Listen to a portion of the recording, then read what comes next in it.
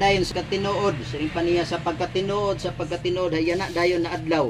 Kaupod ta ikaw ngadto ha akon paraiso. Diba?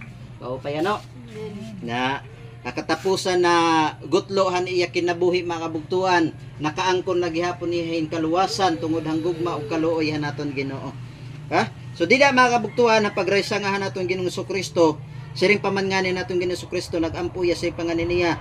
Amahan ko pasaylua sila kay wala sila mahibalo sa ilang ginahimo. Ya? So anira ginahuna, expected nila mga kabugtuan na matadong anira gimbuhat ang pagdakop ang Ginoong Kristo, ang pagraisang kang Ginoong Kristo, ang paglatigo, ang pagsuntok, ang pagbutang iha-iyahin, korona na tunok haulo, ayra pagunahuna matadong anira ginhihimo. Gani duro pan ira karagtatawa, duro pat ira kalipay mga bugtuan. Na kung totoo sina naton Ginohan, ministrihan naton Ginoo, sumala ang Biblia migsunan. Waray god may na-record ang Biblia na naton bisan how world history migsunan. Waray god may na-record na naton Ginoong Kristo nakahimo iyahin sayop or nakabuhat iyahin sala. Waray god permanente god matado nga naton Ginoo mga kabugtuhan ni Jesus Christ.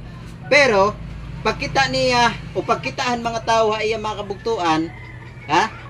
Ginakusahan niyahin mga kung ano-ano lang na mga buhat na diri maupay ug amiton ang naging resulta mga kabugtuhan na pagdakpa iya kay ginpasakaan niyahin tinatawag na bakak na sumbong. So ang prayer lagi hapon na naton ginamigsunan pasayloa sila kay wala sila mahibalo sa ilang ginabuhat. Ya? So amiton niya ang tao siri pangani dinhi kay ang akong katawhan mga buang-buang. Buang-buang lack of knowledge siya, waraya kahibaro. Sila mga nanagpakaila kanako.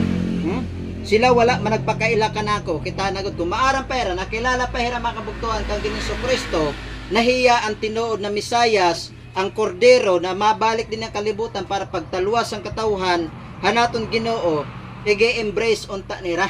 Ibig sabihin kakarawton unta nira ang naton Ginoong Kristo. Pero sumala din na naton gimbasa mga kabugtuhan, waray hira kumilala ha akon siring pa naton Ginoo, di ba? Nasamantala ini na mga tao mga kabugtuan paragbasa man unta inihin mga kasuratan kay mga saserdote gud ini, mga parisiyo gud ini hira, mga parisiyo, mga sadusiyo, ibig sabihin mga maaramon iton hira na klase ng mga tao.